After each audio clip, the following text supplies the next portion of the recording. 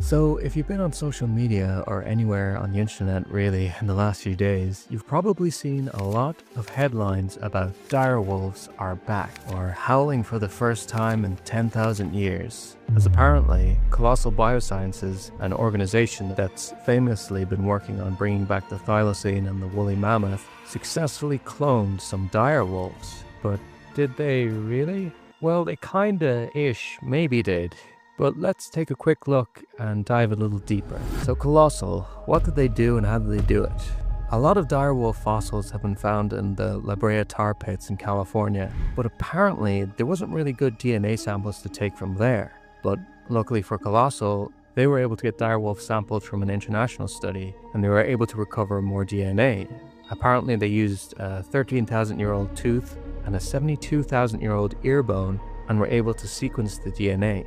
And specifically, they were able to look for differences between dire wolves and grey wolves. Then, they used CRISPR technology, which can edit genes, and they edited genomes of a grey wolf. Specifically, they made about 20 alterations to make it more dire wolf-like. This included making it larger, with a broader head and thicker white fur. When they had the edited genetic material, they put it into an egg cell from a domestic dog. Then, when the embryos were developed, they put them into surrogate dogs. And about 62 days later, they got some wolves. There are 3 so far: Romulus and Remus, born in October of 2024, and Khaleesi, named from Game of Thrones of course, born on January 30th, 2025. Cool. So what is the issue?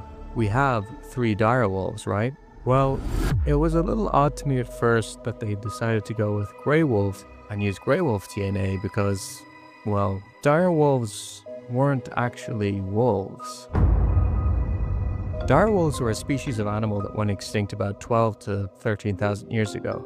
While their common name is still direwolf, a study in 2021 examining the mitochondrial DNA of direwolves discovered they diverged from the lineage of true wolves about 5.6 million years ago. In fact, the researchers suggested removing the direwolf from the genus Canis and suggested instead the genus Enoceon, meaning terrible wolf. That 2021 paper also stated that canids like wolves and coyotes can create hybrids. Direwolves couldn't make hybrids, at least not with any other canids that remain alive today. In fact, that might have been part of the reason they went extinct.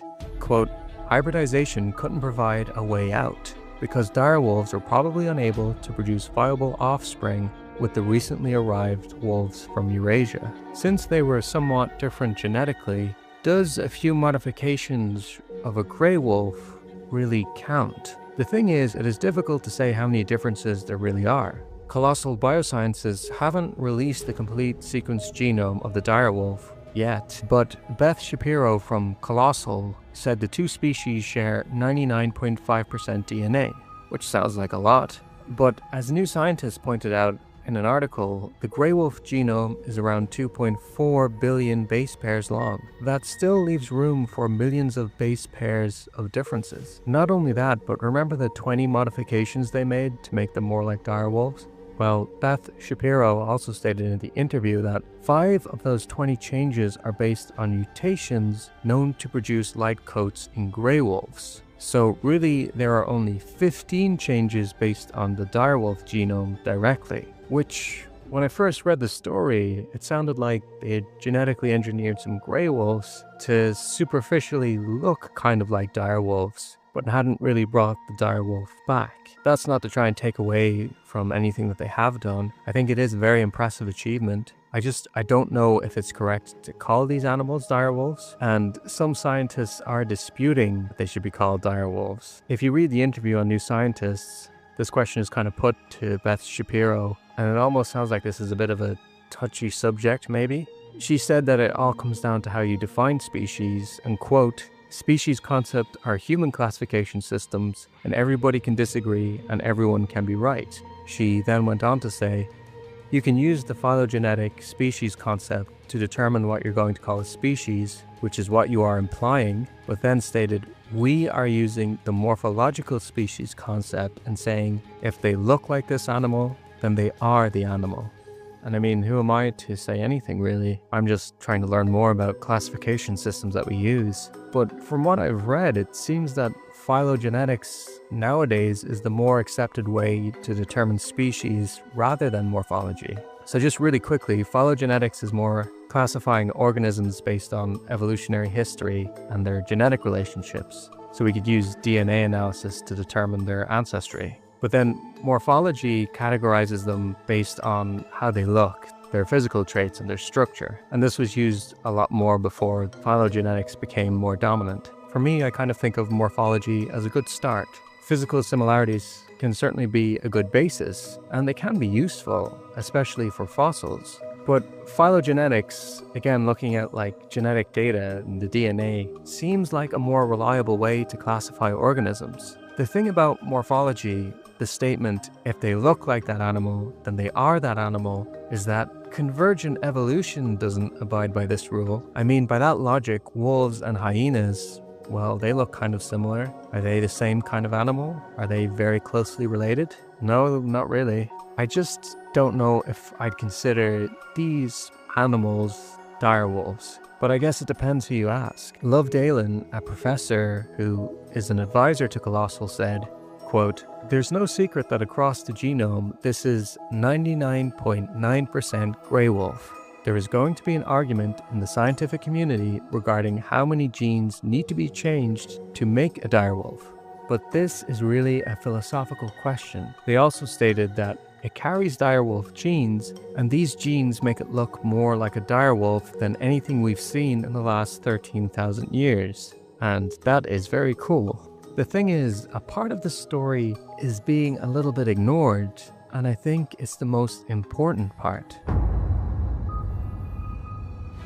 I think the best thing about Colossal Bioscience is that the technology of gene editing can be used not only to, quote, bring back animals, but it can also help save animals that are on a collision course with extinction. A little while ago, I got to go to a wolf sanctuary and get face to face with a few grey wolves, but I also learned just how endangered red wolves are. I talked a little bit more about it on the podcast, but the technology that Colossal uses could actually be used to help increase the genetic diversity of the limited populations of red wolves. In fact, Beth Shapiro even said in an interview with Scientific American, yields cells that are easier to reprogram than those that come from skin, and could thus be a better way of diversifying the red wolf gene pool. And there was another quote from Colossal's chief animal officer in that same interview where he states it's actually using technology to prevent species from going extinct. I think many people don't realize that a large part of Colossal's goal is conserving endangered species. They are hoping to reintroduce the white rhino and have developed vaccines for Asian elephants in captivity. I think these projects may not be as interesting. I mean, I had to search them to find out more, but on the other hand, the woolly mouse and the direwolf blew up all my news feeds for a few days, and bringing back the woolly mammoth seems to take over headlines every few years. By the way, the colossal mammoth, if they do create it, will be kind of like the direwolf in that it will be an elephant that is genetically modified to superficially look like a mammoth, altering genes to give it more hair, more fat, and shorter ears, maybe a few other things. Some have even started calling the hypothetical creature a mammothant. Anyway, I feel like the direwolf and the woolly mouse are kind of like proof of concept, but also they, as well as the mammoth and the thylacine, are pretty good at getting attention and entering the media circle. Again, a lot of other work they do really doesn't get much attention, even though it's very important. I'd argue more important. But you need investors, you need to capture the public's attention. And these stories are a bit of a masterclass in marketing. I don't really feel any cynicism or anger to the direwolf headlines, even though I might not consider them to be direwolves. I'm just glad Colossal gets more attention. There are many other foundations and charities that also do great work that I really wish were able to get their message out and get more attention the way Colossal does, but it's hard. The other thing is, these wolves, whatever you want to call them, what will happen to them? I was briefly chatting to the YouTuber Shark Toes on Twitter, great channel by the way, you should look him up, and he brought up some pretty good points about if they are adapted to their environment and how would they interact with other predators and prey species. Good questions, and I don't really know, and I don't know if any of us know yet, but the wolves are currently in an undisclosed, fenced off area. Apparently it's hundreds of acres large. And Beth Shapiro said they didn't have any plans to breed them further, which leads me to believe these animals will never be fully reintroduced into the wild, or introduced into the wild. I guess they're kind of new animals. I think that's probably for the best, since we are still trying to figure out if we should even reintroduce grey wolves back into certain areas. And that can get pretty controversial, so adding these genetically modified larger wolves into the conversation will probably only complicate things further. But I guess we'll have to wait and see. Regardless of what they are, I hope these animals have nice lives and wherever their home is. Anyway, just a short video this time. Anyone out there ever planning to make videos about dire wolves, look forward to all the comments you're going to get.